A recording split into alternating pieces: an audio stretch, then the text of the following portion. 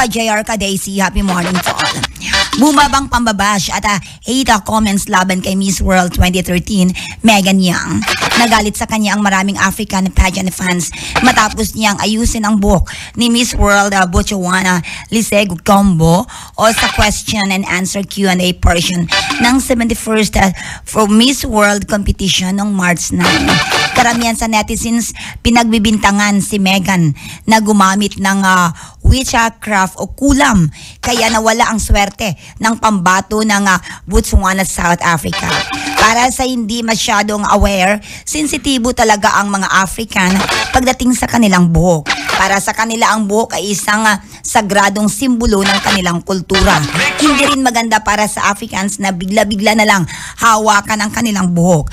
Kailangan ay humingi ka muna ng permiso dahil bukod sa paglabag ito sa kanilang personal space, ito ay rude o disrespectful sa kanila. Sa social media, ibinandira ni Megan ang kanyang pagsusorry sa kanyang ginawa.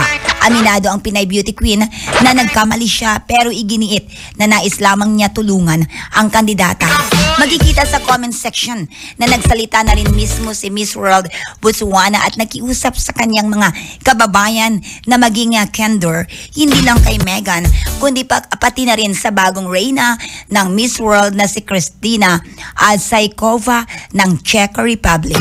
Si Lisego ay kabilang sa Final Four ng 71st Miss World pageant. Si Megan naman ang nanatiling nag-iisang Pinay na nakapag-uwi ng Miss World title na napanalunan niya noong 2013. Yes, totoo yan, Carlin. Sensitive talaga mga Africans pagdating sa buhok. Yes, dapat daw mag-abiso muna bago i-touch yung hair nila.